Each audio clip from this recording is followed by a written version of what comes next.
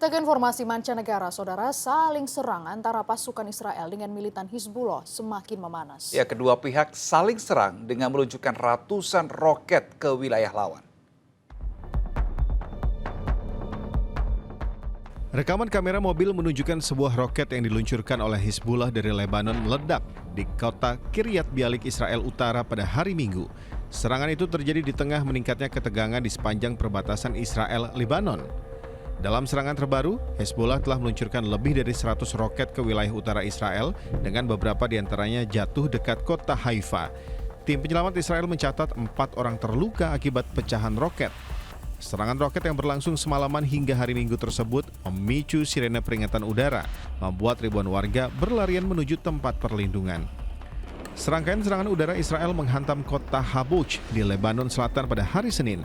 Kementerian Kesehatan Lebanon melaporkan bahwa gelombang serangan udara Israel di sejumlah wilayah Lebanon telah menewaskan setidaknya 100 orang dan melukai lebih dari 400 orang. Para korban yang tewas termasuk wanita dan anak-anak. Militer Israel mengkonfirmasi bahwa mereka telah menyerang 300 target di Lebanon sebagai bagian dari upaya meningkatkan tekanan terhadap kelompok militan Hizbullah.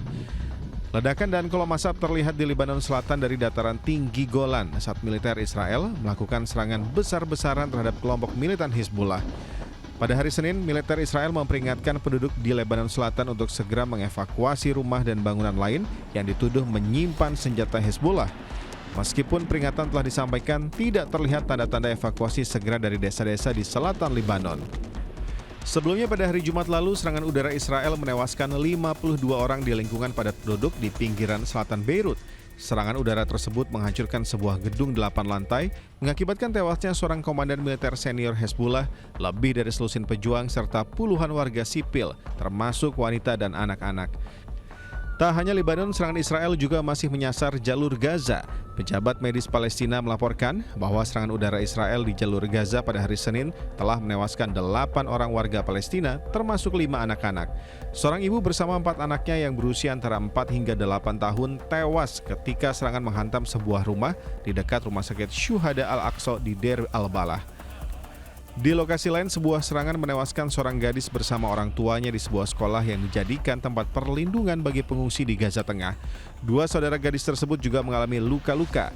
Israel diketahui telah menyerang beberapa sekolah yang berfungsi sebagai tempat perlindungan dengan alasan bahwa para militan bersembunyi di tempat-tempat tersebut.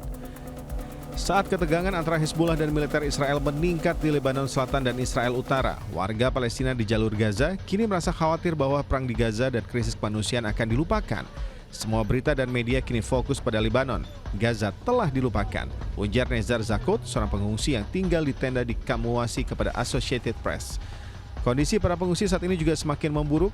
Di tengah kepadatan kamp pengungsian, warga Palestina mencari perlindungan di sepanjang pantai yang ditetapkan Israel sebagai zona kemanusiaan. Anak-anak berjalan di jalan tanah yang becek akibat hujan semalaman untuk menunggu antrean mendapatkan roti. Mereka berharap bahwa upaya untuk mencapai kesepakatan gencatan senjata yang dimediasi Qatar, Mesir, dan Amerika akan membuahkan hasil.